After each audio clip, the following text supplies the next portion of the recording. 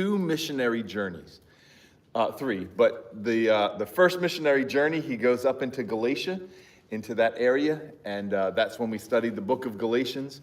Then we went back to Acts and studied as Paul went through his second journey and into this land called Macedonia, and this is where, which is kind of the top of Greece and that area, and that's where we're in for this book for Corinth, is that Paul went on his second missionary journey, went to the city of Corinth, spent about 18 months there, so he spent quite a bit of time teaching and preaching and just getting a church started there. So that's kind of where we are in our time history.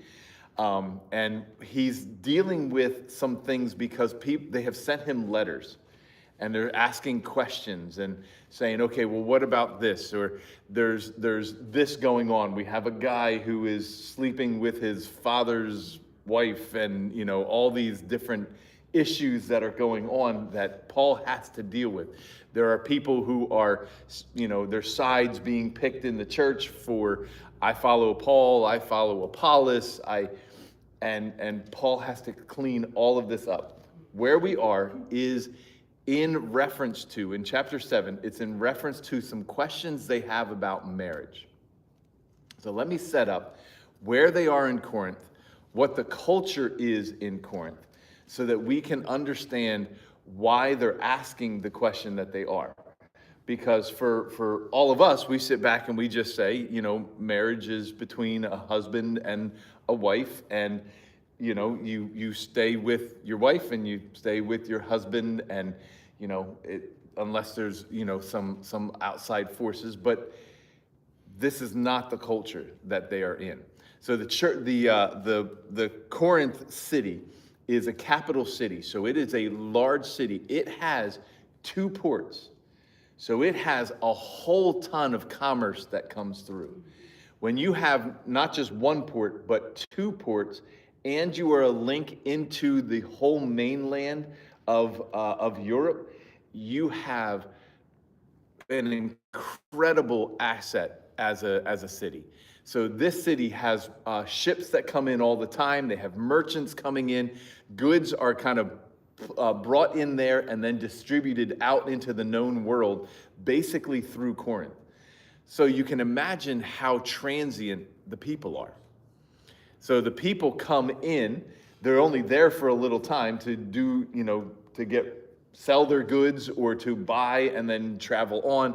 So it becomes this city where it's basically what happens in Corinth stays in Corinth, because you're only there for a short period of time.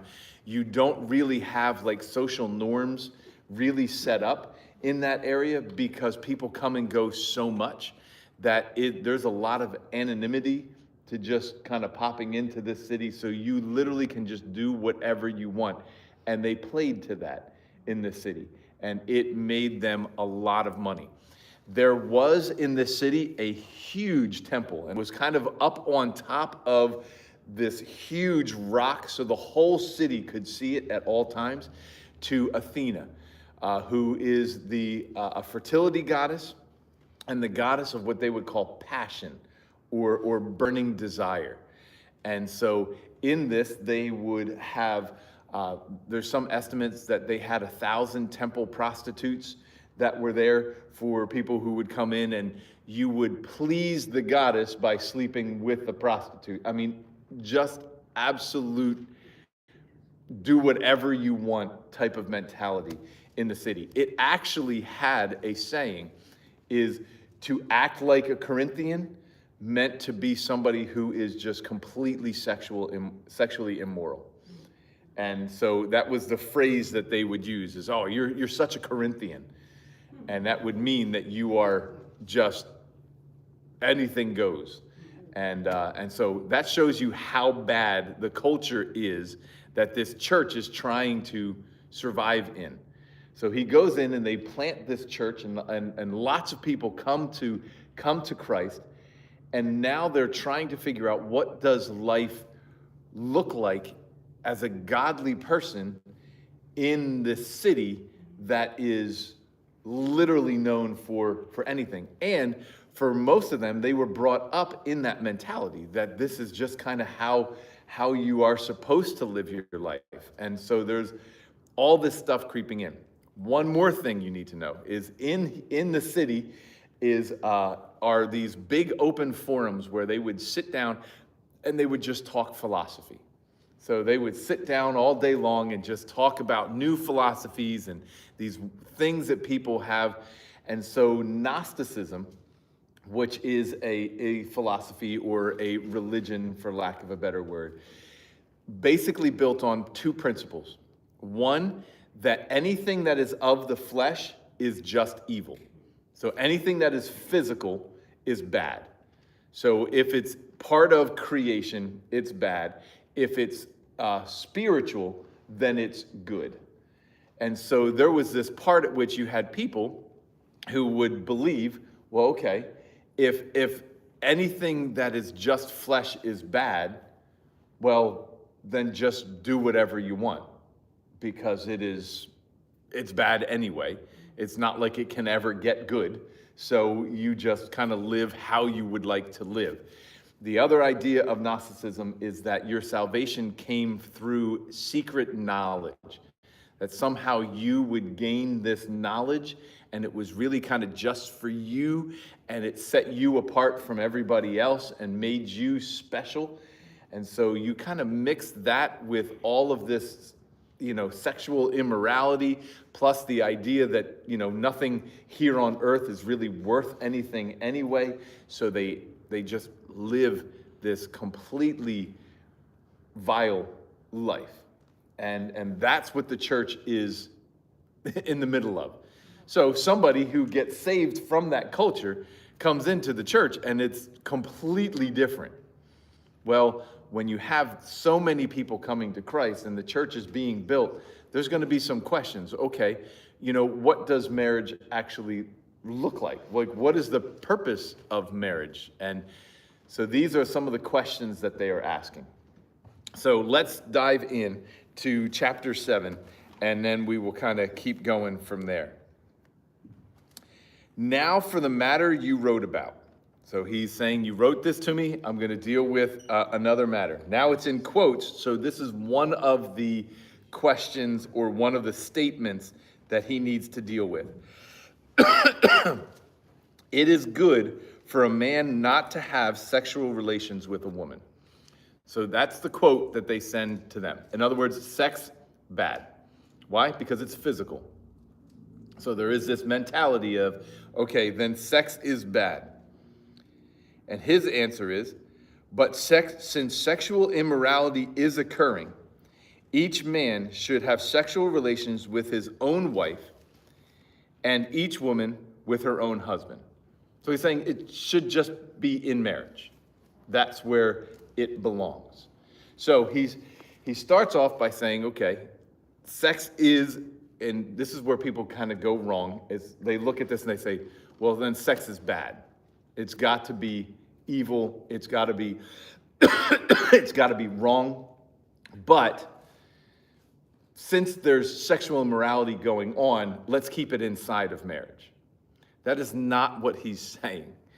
What he's saying is the quote from the people where sexual relations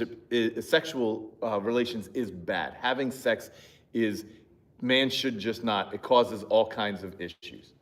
And he's saying, okay, but let's first deal with sexual immorality is rampant where you are. So rule number 1, sex stays in a marriage. He's not actually quite getting to the spot yet of dealing with the phrase that sex is wrong. He's not going there, but he is saying, okay, let's deal with this appropriately. First things first, it stays in a marriage. That's where it belongs. That's how God created it. That's where it's supposed to be. That's how it's supposed to be. So that's where he begins. And he starts off by saying, should have sexual relations with his own wife and each woman with her own husband. Now remember, if sex is bad, so what's happening in the church is the church is encouraging people not to sleep with each other. husbands and wives included. And he says the husband should fulfill his marital duty to his wife, and likewise the wife to her husband. The wife does not have authority over her own body, but yields it to her husband. In the same way, the husband does not have authority over his own body, but yields it to his wife. Do not deprave each other than perhaps by mutual consent for a time, so that you may devote yourselves to prayer. Then come together again, so that Satan will not tempt you because of your lack of self-control. I say this as a concession, not a command. I wish that all of you were as I am, but each of you has your own gift from God. One has this gift, another has that. Okay? Again, I told you, today's going to be a little bit of a roller coaster when we're talking about this chapter. So he's sitting here saying, okay, it should belong in a marriage. You can see the confusion and the false teaching that's going on in the church, where it is really causing some damage to relationships. It's really causing damage to marriages that are in the church. And just people are getting really confused as to, okay, how am I supposed to handle this? What am I supposed to do? Because they're going from this basis that sex is bad. And a lot of times church cultures will kind of teach that, won't they? You know, oh, that's something to be afraid of. That's something. He's not dealing with that part yet, but he is dealing with, okay, let's put some parameters around it so that you can see. It belongs in a marriage, and it is part of a marriage. Then he says something even crazier. He says, okay, I wish you were like I am. And what does that mean? Celibate. He's single, and he's celibate. That he is single, and he is celibate. And he views that as a gift. That is not how we treat single people, is it? We treat it as if it's somehow a curse. That the epitome of all of society and all of church and everything you do is to be married. And that wounds people beyond belief. It wounds people in marriage. It wounds people out of marriage. And it becomes that this is somehow the epitome of what it is. And he says, listen, some people have been given the gift of marriage, and some people have been given the gift of singleness. That's okay. He says, I wish everybody was like me. And he's going to explain why in a minute, but he's saying, okay. But some of you have the gift that you've been given in marriage, and some of you have been given the gift of singleness. And he's saying, that's a good thing. Hold on to either one of those. Whatever God has placed you in, that's where you need to be, right? Don't be chasing after singleness if you're married. And we all sit back and say, oh, yeah, you definitely don't do that. But you should also not be chasing after marriage if you're single. Don't let either one of those be the main driving force behind you. But we make marriage and relationship as if somehow you are far more blessed than everyone else. Paul's main point here is that he feels he's more blessed than anybody because he is single. And he views it as a gift. We don't teach that very well in the church. We actually make people who are single out to be as if they are somehow less than, wrong, something wrong with them. I can't tell you how many single people have come to me and said, well, what's wrong with me? I'm like, what's wrong with you is nothing. You've got a gift that God has given you. You enjoy the gift that God has given you. And they're like, how do I do that? Well, that's what Paul's going to start explaining in a few minutes. So are we all on the same page? Yeah, Jeff, I was going to say, so many times people will, there is no win, Yeah. Why aren't you married yet? Mm-hmm. You're married, why don't you have kids yet? Right.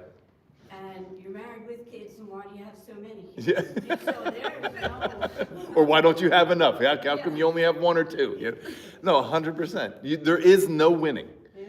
And we really find out that no matter what level or area of life we are in, we are just discontent people. The grass is greener always on the other side. That's how we live our lives. And you will see that because that is the main way the enemy comes after us, is he tells us, well, you don't have this, so you're not enough. So you're married, but you don't have your kids. You do have kids, but you're not this. So you go.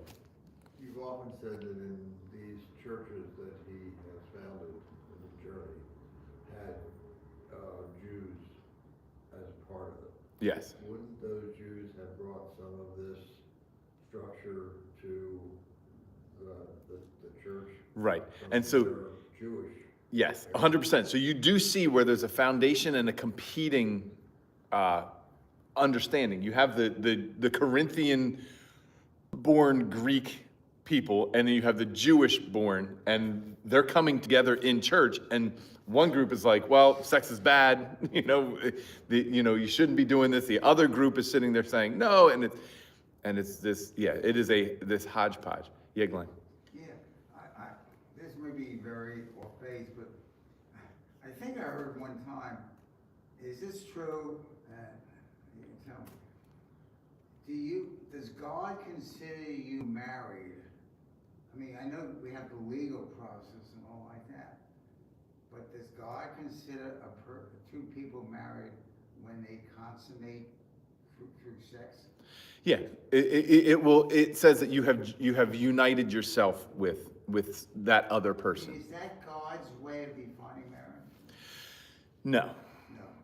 The marriage is a commitment, but sin makes things messy. We like to try to put them in, we try to take sin and we try to clean it up and make it fit into good categories for us. It just makes things an absolute mess. When you've united yourself with somebody, if you look in the verses up in 6:18, it says, flee from sexual immorality. All other sins a person commits outside their body, but whoever sins sexually sins against their own body. And so there's something a whole lot deeper about sex than just normal outside of yourself type sin. And so when we unite ourselves with somebody else, that really does make a mess. It does just make things much more sticky, much harder, in any way, shape, or form. So that's not quite where he's going here, but yeah, that's what we'd be saying. So he gets to this point where he says, but each of you has your own gift from God. One has this, the other has that. So he's really talking about the gift of marriage and the gift of singleness. Okay? Now, to the unmarried and the widows, I say, it is good for them to stay unmarried as I do. But if they cannot control themselves, they should marry. For it is better to marry than to burn with passion. Okay. So we always take these verses, right, as Paul is just sitting here saying, you know what? It is a sin for sex, but you have to keep it inside marriage. So that's not what Paul is saying. Paul is saying here, it is better for you to be single. And we're going to get to that in a minute, why he's talking like this. Paul is definitely of the mindset that Christ is coming very soon. So do not get yourselves tied up in things that are going to distract you from the Christ coming. If you knew Christ was coming tomorrow, right, what is the point of trying to work on a relationship right now with another person? No, I need to get myself right before Christ and let as many people as I know that Christ is coming and they need to be saved. Let's be all about that. Let's not have any distraction. So when he's talking like this, he's saying, okay, if you are married or widowed, if you're single or widowed, it is better for you to remain that way than to get married. But if it is this burning passion in you, whether it be sex or a passion for that connectiveness, he says, well, it's better to be married than to have that always dragging on you. Fair enough? So he's trying to keep them from sexual immorality, which is horrendously rampant. So it is all over the place. And he's saying, don't put yourself into a spot where you're going to fall for that. where you're going to fall into it. Don't get yourself into that spot, because if you get yourself into that spot, it's really going to make it hard for you. So he's saying, remain single, let you know it's okay. It's not just social status, and he picks widows as well, which is normally when you're talking about a widow, you're talking about somebody who has lost their husband. But in that culture, it is a whole lot harder, because you become very close to being destitute. You don't usually get left. Like when he passed away, you don't get the house, your kids do. And you are kind of left alone. And if you don't have children to help you walk through life, you're stuck. And it's a very scary place to be. So he's even saying, listen, no, we have to, even with widows and anyone who is single, it's so much better to just trust in the Lord and walk in him. Don't trust in some guy who's going to come in and take everything and make it all better for you, right? So we have that aspect of it. But he is saying, listen, it is better for you to remain single as I am. So he's saying it's okay. I am single. It is okay. Verse 10, to the married I give this command, not I, but the Lord. Now that brings up a very odd thing. So has Paul been talking not inspired? Because the other parts haven't been from the Lord, and now this is coming from the Lord? You got to help me with this, guys. What's going on? This is where we go with it in our minds if we don't stop for a second and think about it. It's like, oh, this isn't really Paul giving us, oh, now I have to take this serious, because it's no longer Paul talking. It is now the Holy Spirit talking through him. Is it because he's talking about a wife and he's never been married, that he doesn't have the experience to be? There could be some of that, but in this section, he's quoting or talking about what Christ talked about. So he's saying, okay, you have Christ. This is not just what I'm saying, but this is what you've all heard the Lord say. This is what you've heard from Jesus and Jesus' teaching on marriage. And this is what he says. He says, to the married I give this command, not I, but the Lord. A wife must not separate from her husband, but if she does, she must remain unmarried or else be reconciled to her husband. And a husband must not divorce his wife. Okay? So he's saying this is what Jesus said. It's not just from Paul. This is also what Jesus is saying. So Paul is giving them commendation, giving them, this is how you're supposed to live. I'm giving you a foundation because your foundation is murky at best. It's quicksand, that you're trying to stand on. And so I'm trying to give you some really good footing. And he says, and it's not just me talking. This is from what Jesus even said, that you should remain married. Okay? So he says it's better for you to do that. Now, to the rest I say, I, not the Lord, again, are we now talking? No, he's saying this is not, I'm no longer quoting about what Jesus is talking about. I'm getting back to what I wanted to share with you. If any brother has a wife who is not a believer and she is willing to live with him, he must not divorce her. If a woman has a husband who is not a believer and he is willing to live with her, she must not divorce him. For the unbelieving husband has been sanctified through his wife, and the unbelieving wife has been sanctified through her believing husband. Otherwise, your children would be unclean, but as it is, they are holy. Does this get harder or what? Now what are we talking about? So, listen, you don't have to, we should all go out and marry unchristian people because they're going to be sanctified because of it. No?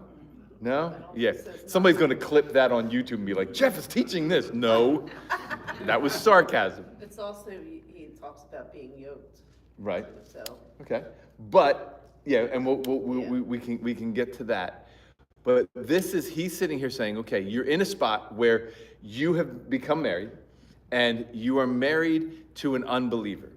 What should I do? Should I leave them or should I stay? It becomes a very good question. And Paul's saying, if they're willing to have you, stay. And why? He says they're sanctified. Does that mean that they are they are now saved? What does it mean? means there's a possibility they may be Okay. saved. Okay. There's a part of that, but there's a possibility for anybody. other Yeah, as long as they believe. Yes. What else could it mean? What does the word sanctify mean? Set apart. It means, and holy means set apart. It means that husband is set apart, or that wife is set apart because they are married to a Christian. All right? So there is a set apartness to the family. He says, if not, then your children would be unholy.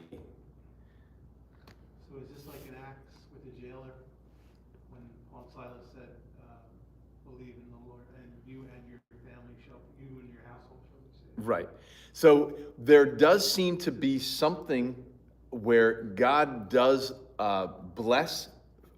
You see it all throughout the Old Testament, where he talks about blessing one generation after another of those who are righteous. Okay? So remember, there are Jews in this group, and they understand that. And so if you had a Jew married to a non-Jew, that would not be a good thing, because then your children are not set apart or holy. So he's kind of dealing with some of that type of mentality in here, that they are a people who are set apart. So there is something about God blessing the children of those who are righteous, and those, and families coming to the Lord. And I don't know about you, but if you have seen when one member of a family comes to Christ, a lot of times the family follows. And I love that. And there's a part at which you now see God taking one person and says, okay, I love Leah, and I know these are the people she loves. And so I'm going to come after them as well. Even though he comes after all of us, there does seem to be this way that he looks at his children and the families of their children. Does that make sense? And so, But there's a much greater chance yes. that person will come. Yes. Yeah. And I love that idea that, there is a much better chance, whether it's because that person's now praying for their unsaved family members, whether it's now they have a light that is shining in the darkness, and that is setting it off. But one of the things that I want to point out is this. We have the mentality that darkness is stronger than light. That evil is better than good. Good always wins, but evil is always more powerful, right? That we kind of have that in our culture. That's not even close to being true. Darkness has zero power over anything that has to do with light. And I need you to understand that. If you are a child of light, darkness does not have any power over you. Think about just light and darkness in general. If we were to shut off the lights in here, cover the windows, and get it as dark as we can in here, okay, good. Darkness then reigns. But all I have to do is take a smallest little candle, and what happens? The darkness flees, for lack of a better word. And so what we begin to see is that light and Christ are way more powerful, even though it looks like they are not. Does that make sense? And so when he's saying, okay, we've put a light in this family, stay as a light there, because now this family has the light. But if they don't want to remain, you can let them go. Does that make sense? Okay. So he's unequally yoked anyway, right? yeah, there's that part. So the unequally yoked, we use way too often to make it just about marriage. It was about business. It was about who you were partnering with more in business when they were talking about that. That was not necessarily a marriage passage as we go through it. I haven't studied it in a while. I'm pretty sure that's what I remember. So we take that unequally yoked and we only make it marriage-wise, but it is also in business and in life and in friendship and in everything. We are to be equally yoked. Be with people who are like-minded, who are going to help push the same direction and the same speed as you, if that makes And sense. Don't you always, now maybe you're getting to this, I don't know where, but don't you always, once you get divorced, aren't you always in adultery from then on? Okay, so now you're going into into places where he's not going to go in this, and it's a really hard and difficult thing. So Jesus, when asked about divorce, made literally only one comment. He says, God hates divorce. God hates divorce. It's not how it was meant to be. As we said earlier, sin is incredibly sticky, right? And so if it was not created to work that way, it was not created